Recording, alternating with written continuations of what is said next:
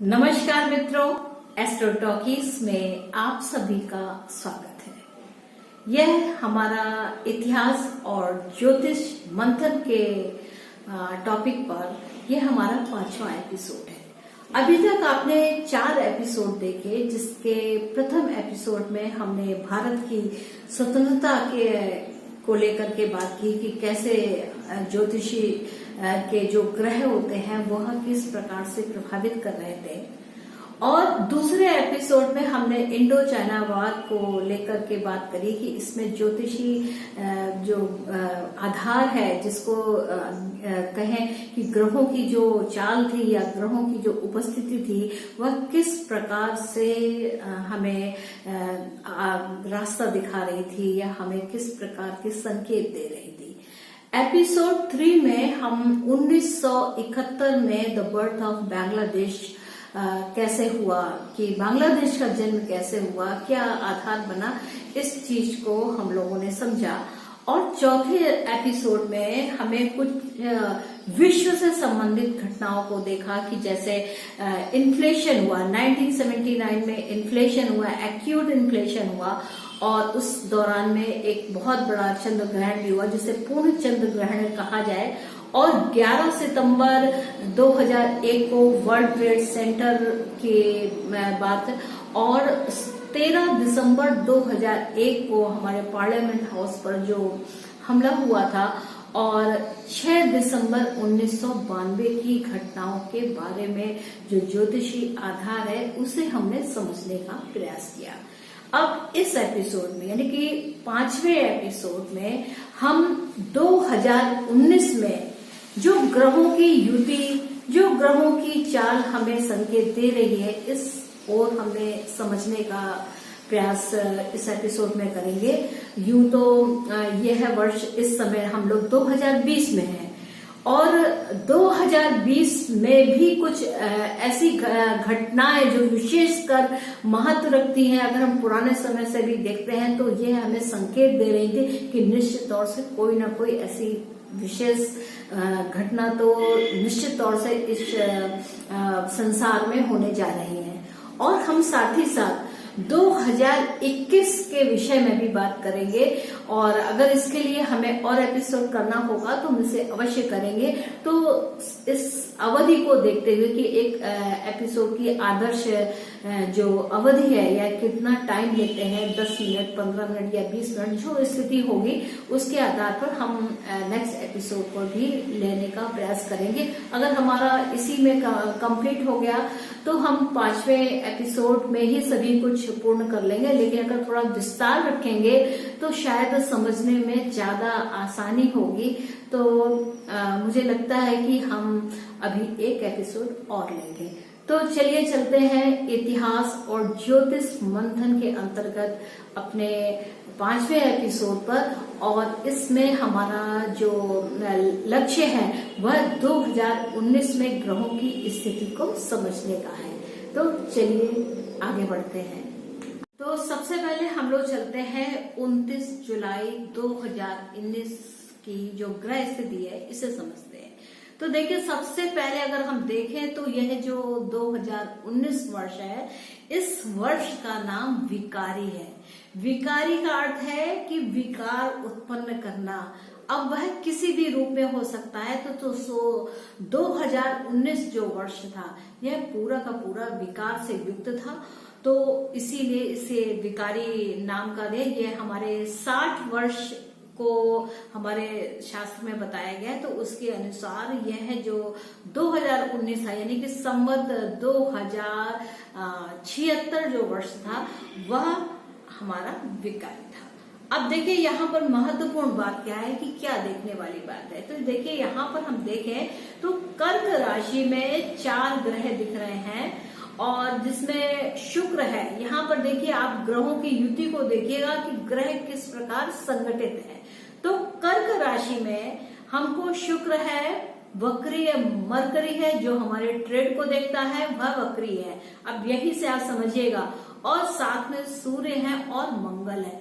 मंगल कर्क राशि में प्रभावहीन होते हैं। मंगल का जो नेचर होता है, जिस लिए मंगल होते हैं, जैसे सेनापति होते हैं, तो वह इमोशनल है, वो जो उनका ट्रू नेचर है वो नहीं कर सकते हैं। तो जो मरकरी रेट्रोग्रेड है, यानी कि हमारा जो ट्रेड है, तो अगर हम उस सूत्र को देखते हैं जिसमें हमारे ग्रहों के वक्री होने पर क्या फल दिया जाता है, तो उसके अनुसार बुध जब वक्री होते हैं तो हमारे ट्रेड का नुकसान होता है, हमारे धन का नुकसान होता है, कम्युनिकेशन में प्रॉब्लम्स आती हैं, और जो भी आपके पब्लिकेशंस सारे हैं वह सब गलत आते हैं, अच्छे पब्लिकेशंस नहीं आते क्योंकि वह रेट्रो है, यानी कि वक्री है। और इसके साथ ही साथ अगर हम देखें तो गुरु ग्रह भी वक्री है, और वक्रियता को जब हम देखते हैं, और शनि ग्रह भी वक्री है। तो यहाँ पर देखिए 3 ग्रह वक्री हो रहे हैं, और कर्क राशि में 4 ग्रह हैं।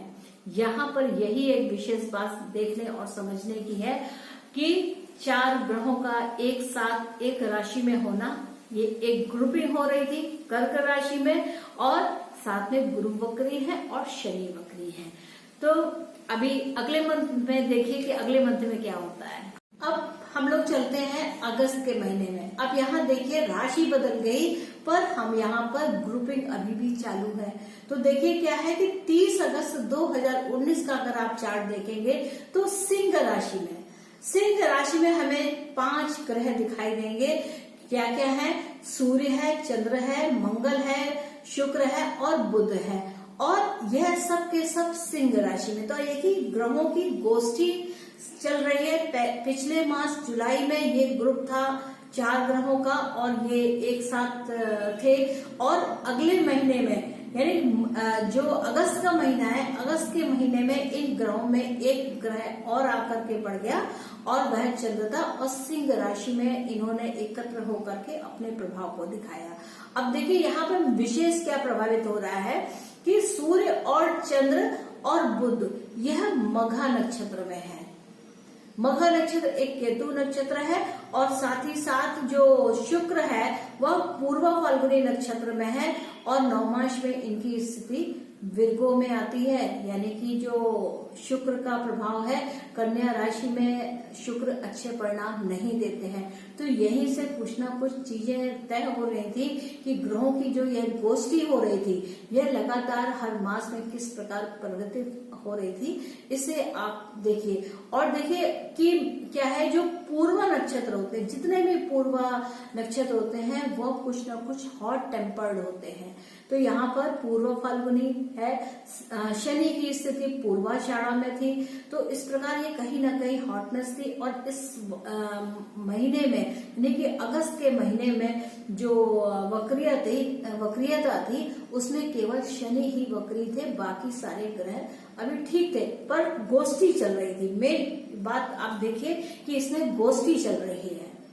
महीना बदला और हम चले गए सितंबर मास में। तो सितंबर मास में भी देखिए क्या है कि अब ये जो ग्रहों की गोष्ठी थी वह शिफ्ट हो गई कन्या राशि में। अब कन्या राशि में सूर्य है, चंद्र है, शुक्र है, मंगल है और मरकरी है। और साथ ही साथ क्या महत्वपूर्ण बात है कि राहु देव जो है वह आद्रा में आ गए हैं, और केतु अभी भी पूर्वाषाढ़ा में है, और शनि भी पूर्वाषाढ़ा नक्षत्र में है। मैंने अभी आपको बताया कि पूर्वाषाढ़ा जो नक्षत्र होता है वो कुछ हॉट टेम्पर्ड होता है, क्लीनिंग करते हैं। इनका काम है कि किसी भी तरीके से चाहे होश या जोश कुछ भी करना पड़े, पूर्वाषाढ़ा का काम ही है कि दुदुम भी बजा करके काम करना। तो यहाँ पर देखिए इसी प्रकार है, और राहु देव महाराज आद्रा में है, तो अब इनका कार्य यहाँ से शुरू हो रहा है। और ग्रहों की गोष्ठी कन्या राशि में। अब ये समझिए संघर्ष यहाँ से शुरू होता है। कन्या राशि सितंबर का महीना है, और यहाँ पर हम 1, 2, 3, 4, 5 ग्रहों की युति देख सकते हैं। अब आए हम अक्टूबर के महीने में। तो अक्टूबर मास की स्थिति देखते हैं। तो देखिए तुला कन्या तक हमने देखा, तुला राशि एक बैलेंस बनाने की राशि होती है, यानी कि यहाँ पर तोल मोल बैलेंसिंग होती है। तो यहाँ पर थोड़ा सा जो तुला एक बैलेंस बना करके क्लीन हो जाते हैं, साफ तौर से निकल जाते हैं। तो अब यहाँ पर हमें वो तालमेल दिखा। अब हम देखें तो क्या हुआ कि वृश्चिक राशि में स्थितियां देखिए कैसे परिवर्तित हो रही है कि वृश्चिक राशि में अब ग्रहों की गोष्ठी हो रही है। तो क्या क्या हो रहा है, यहाँ पर चंद्र है और बुध है, गुरु है और शुक्र है वृश्चिक राशि में। अब यहाँ पर देखिए वृश्चिक राशि यानी कि अंडरग्राउंड में काम करना। वृश्चिक कहाँ रहता है, नीचे, जहां पर दबी हुई चीजें यानी तह के नीचे काम करते हैं। तो उस प्रकार यहाँ पर गोष्ठी हो रही है और सूर्य उनसे अलग है और शनि भी अलग है और इस मास में कोई भी ग्रह वक्री नहीं है। देखें तो राहु आद्रा नक्षत्र में है, केतु पूर्वाषाढ़ा हॉट टेम्पर्ड और साथ ही शनि भी पूर्वाषाढ़ा नक्षत्र में है। इनका काम होता है क्लीनिंग करने का काम। तो कुछ ऐसी ही स्थिति यहाँ पर अब ये बन रही थी। अब हम लोग चलते हैं आगे नवंबर मास में। तो नवंबर मास में चलते हैं तो नवंबर मास की स्थिति अगर हम देखते हैं, यहाँ पे स्थितियां चेंज हो रही है, बहुत ज्यादा चेंज हो रही है। अब आप देखिए कि वो क्या चेंज है। तो धनु राशि में 4 प्लैनेट है, गुरु है, शनि है, शुक्र है और चंद्र है। तो इस और साथ में केतु है। अब केतु देव पूर्वाषाढ़ा नक्षत्र में है, उसी टेम्पर में है।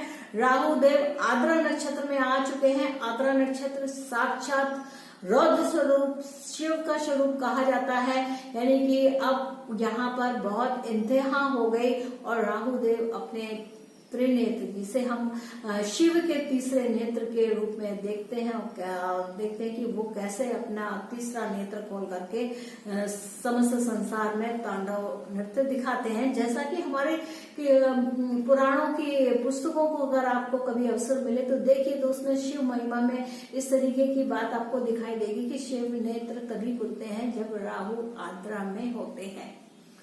अब बाकी ग्रहों की बात है तो देखिए, चंद्र मूल नक्षत्र में जो केतु नक्षत्र होता है और गुरु मूल नक्षत्र में, शुक्र मूल नक्षत्र में। तो इस प्रकार हमको 3 नक्षत्र जो है, 3 ग्रह वह मूल नक्षत्र में मिलते हैं, जिसका स्वामित्व केतु के पास है।